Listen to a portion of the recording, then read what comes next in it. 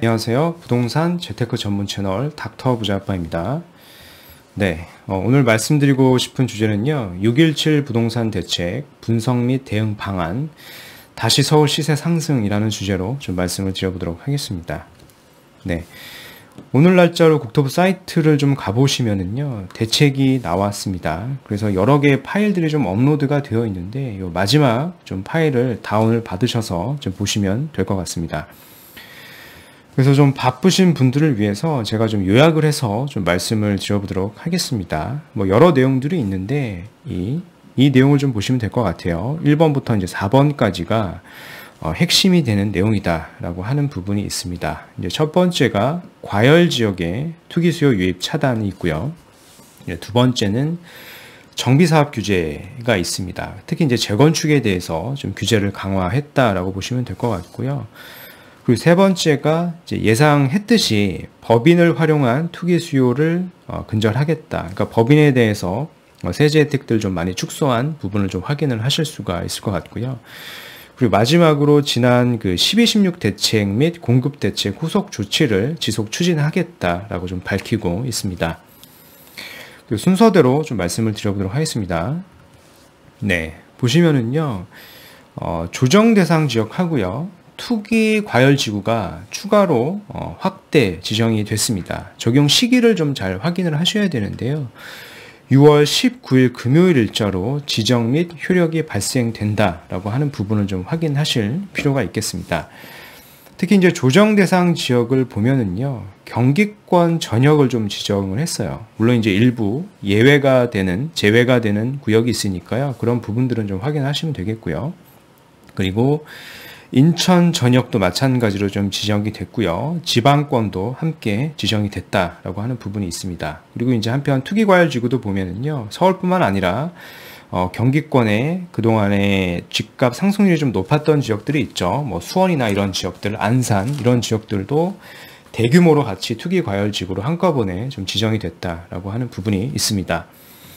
그래서 보시면 이런 식으로 이제 지도로 좀 표현이 되어 있습니다. 그래서 색깔로 표시된 지역들이 규제 대상 지역이다라고 좀 보시면 될 것 같고요. 그래서 얼핏 보면은 규제 대상이 지정이 안 된 지역들이 이렇게 있어요. 그래서 이런 지역들로 어떤 풍선 효과가 날 거라고 좀 예측을 하셔서 가서 투자나 이렇게 하시는 분들이 있을 수도 있는데요. 실거주가 아니다라고 하면은 굳이 가셔서 투자를 권해드리고 싶지는 않습니다. 현재 시점에서는요. 그 이유는 이제 마지막에 좀 말씀을 좀 드려보도록 하겠습니다. 그래서 이제 표로 좀 이렇게 규제 항목에 대해서 또 예쁘게 좀 정리를 해서 좀 릴리즈가 됐죠. 좀 보시면 조정 대상 지역이 이렇게 있고요. 그리고 투기 과열 지구가 이렇게 있습니다. 그래서 큰 골자로 좀 보면은 가계대출을 이렇게 줄였고요. 그러니까 가계대출을 조였다라고 하는 부분이 있고요. 그리고 기존에 줬던 세제 혜택이나 그리고 정비사업 같은 경우에도 규제를 좀 강화했다라고 하는 부분이 있고요. 이제 분양권 같은 경우에도 전매 제한이 강화됐고요. 그리고 이제 기타 그런 항목들이 있습니다. 특히 이제 이번에 조금 우려가 되는 것은 이제 실수요자들이 있을 텐데요. 실수요자가 레버리지를 이용을 해서, 즉 이제 대출을 이용을 해서 주택을 구입하려고 하셨던 분들이 계실 텐데 대출 한도가 줄게 돼서요. 일부 실수요자한테까지도 그 피해가 좀 갈 수 있다라고 좀 생각이 됩니다. 그 다음 이제 토지거래 허가 구역이 좀 지정이 추가로 됐고요. 지난 용산과 더불어서 잠실 마이스 개발 사업과 인근이 영동대로 복합 개발 사업이 있는데요. 해당 지역을 토지거래 허가 구역으로 지정을 했다라고 하는 부분이 있습니다. 그리고 이제 자금 조달 계획서 제출 대상을 좀 확대를 했는데요. 기존에는 그 조정 대상 지역 이상에서 3억이라고 하는 기준이 있었는데요. 지금은 거래가액과 무관하다. 그러니까 해당하는 투기과열지구나 조정 대상 지역 내에서 주택을 거래하는 경우에는 거래가액과 상관없이 자금 조달 계획서를 제출해야 된다라고 하는 부분이 있고요. 그거는 이제 20년 9월부터 시행 예정이다라고 하는 부분이 있습니다. 그리고 보시는 것처럼 또 요게 재밌는 부분인데 규제 지역 내 주택담보대출을 새로 받게 되면 처분 요건, 전입과 처분 요건이 좀 강화가 됐습니다.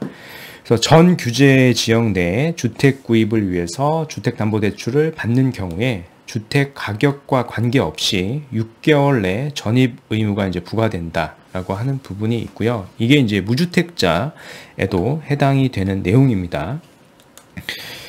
근데 이제 뭐 예를 들어서 어떤 전세 세입자가 살고 있다라고 하면은 6개월 내 전입이 좀 어려울 수도 있기 때문에 이거에 따른 해석은 추후에 아마 Q&A를 통해서 좀 답변을 좀 받을 필요가 좀 있을 것 같습니다. 세입자가 있으면 6개월 내에 전입이 사실상 어렵기 때문에 그렇고요. 무주택자뿐만 아니라 1주택자도 규제가 됩니다. 보시면 개선된 내용만 보시면 됩니다. 전 규제 지역 내 주택 구입을 위해서 주담대를 받게 되면은요, 마찬가지로 6개월 내 기존 주택을 처분을 하고요, 신규 주택으로 이제 전입 의무가 부과가 됩니다. 기존에 이제 1년이었죠. 이런 부분들이 이제 굉장히 짧게 되기 때문에 추후에 이제 전세를 끼고 사는 경우들, 그러니까 이미 세입자가 있는 경우에는 어떻게 처리를 할 건지에 대한 부분들이 좀 추가로 좀 확인을 할 필요가 있겠다. 라고 하는 부분이 있을 것 같습니다.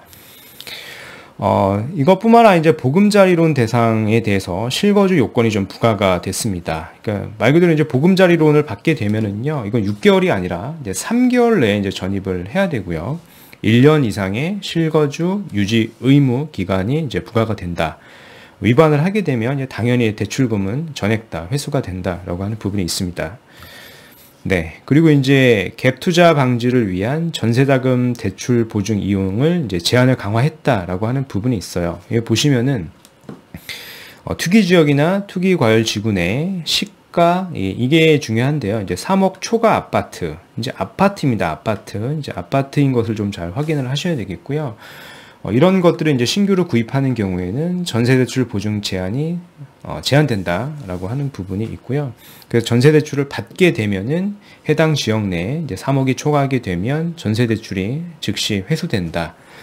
그래서 전세대출을 좀 이용을 해서 이제 갭 투자를 하시는 분들을 좀 방지하는 대책이다라고 좀 보시면 될 것 같습니다. 네, 그 마찬가지로 이제 뭐 주택도시보증공사 허그죠. 허그의 전세대출 보증 한도를 좀 축소를 한 내용이 있어요. 기존에는 뭐 5억인 경우도 있고 뭐 4억인 경우도 있고 하는데 이거를 일괄적으로 이제 2억으로 인하했다라고 하는 부분이 있고요. 뭐 여기 해당이 안 되는 뭐 서울 도시보증도 있기 때문에 이거는 뭐 크게 임팩트는 없을 거다라고 좀 생각이 됩니다. 네. 그리고 이제 재건축 안전진단에 대한 규제도 좀 강화를 했는데요. 뭐 장황하게 여러 가지 내용이 있겠지만 결국에는 안전진단을 쉽게 해주지 않겠다. 안전진단 통과를 쉽게 해주지 않겠다라고 하는 골자로 좀 보시면 될 것 같고요. 일부 이제 목동권도 보면은 최근에 안전진단을 통과를 해서 시세가 많이 순간적으로 좀 올랐던 그런 거를 시그널을 좀 캐치를 하고 이런 식으로 안전진단에 대해서 좀 강화를 한 게 아닌가 라고 좀 예상을 해볼 수가 있을 것 같습니다. 네.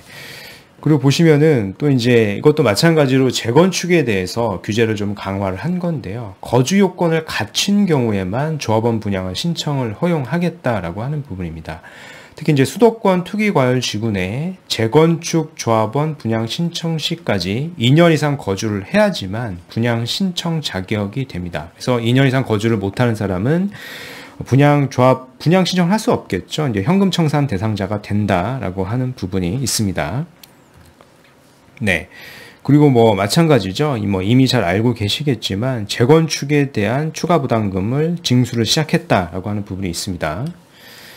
그리고 뭐 사업자죠. 이게 법인을 통한 투기 수요까지도 이제 근절하겠다라고 해놓고요. 뭐 여러 가지 대출 규제, 뭐 종부세 인상 이런 것들을 규제를 같이 얘기를 했습니다. 결국에는 사업자를 통해서도 이제 그러니까 법인 사업자죠. 법인을 통해서 주택 매수세가 최근에 많이 늘어나고 있는데 특히 이제 비규제 지역 등이죠. 그런 지역들을 투기 수요를 좀 억제하는 방안으로 좀 보시면 될 것 같습니다. 네, 보시면 마찬가지로 법인 보유를 하게 되면 기존의 종부세를 좀 공제 6억까지 한도 내에서 해줬는데 이걸 좀 폐지를 시켰고요. 마찬가지로 임대사업자 주택에 대해서도 이제 종부세 과세를 좀 하게 됩니다. 여러 가지 세제 혜택들을 이제 다 없앴다라고 보시면 될 것 같습니다.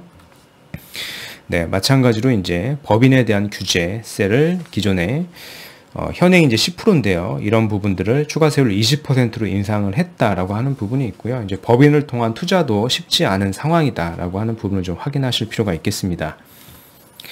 네, 그래서 마지막으로 그 12.16 대책 및 공급 대책 후속 조치를 지속 추진하겠다라고 하는 부분이 있고요. 뭐 이거는 크게 중요한 내용이 아니니까요. 참고로 좀 보시면 될 것 같습니다. 네, 그래서 오늘 말씀드린 내용을 좀 종합적으로 좀 말씀을 좀 드려보면은요. 일단은 실수요자까지 대출을 좀 규제를 했습니다. 특히 이제 실수요자 입장에서 자기 자본, 순수 자기 돈으로 집을 사시는 분들은 이제 거의 없고 대부분 이제 대출을 이용을 해서 집을 사려고 계획했던 분들이 있는데요. 이번 정책으로 인해서 대출의 한도가 줄게 될 겁니다. 그렇다 보면은 매수를 할 수 있었다가도 이제 매수를 못 하게 되는 경우가 생기기 때문에요. 상대적으로 다시 이제 세입자가 되는 경우가 있겠죠. 그럼 전세가가 상승이 좀 될 수 있을 걸로 좀 보여지고요. 마찬가지로 고가주택에 대한 전세가 이런 것들도 이제 월세로 반전세로 좀 전환이 될 거기 때문에 이제 월세도 이제 상승이 예상이 됩니다. 네. 또 이제 경기권도 모두 이제 규제 지역으로 좀 지정이 됐죠. 경기권 전체가 규제 지역으로 지정이 됐다라고 하는 것은요. 상대적으로 다시 서울이 오를 가능성이 높다라고 보시면 될 것 같아요. 그 이유를 좀 생각을 해보면 경기권을 규제 지역으로 지정을, 그러니까 기존에 우리가 비규제 지역을 샀던 이유가 규제가 없기 때문에 투자로 많이 사신 분들이 계시게 되는데요. 지금은 서울을 포함한 경기권 전체가 조정 지역으로 묶였기 때문에 기타 비규제 지역의 메리트가 없어졌죠. 그렇다는 얘기는 상대적으로 서울이 다시 오를 가능성이 높다라고 좀 보시면 될 것 같습니다. 그리고 이제 주담대나 전세대출 규제로 갭 투자 방지를 하기는 했는데 실질적으로 자기 자본을 가지고 그러니까 현금이 있는 그런 사람들 같은 경우에는 갭 투자를 방지하기는 어려워 보인다라고 좀 보시면 될 것 같고요. 그리고 이제 마지막으로 이제 실수요자나 이제 투자자는 이제 될 수 있으면 서울 쪽을 좀 매수를 하시는 게 좋을 것 같고요. 재건축에 대한 규제가 더 강화가 됐기 때문에 이제 재개발 쪽으로 좀 보시면 좀 도움이 되실 것 같습니다. 네, 오늘 이게 간단하게 이렇게 좀 준비를 해봤고요. 제 영상이 좀 도움이 되셨으면 구독하기, 좋아요 한번 부탁드리겠습니다. 이상 닥터 부자아빠였습니다. 감사합니다.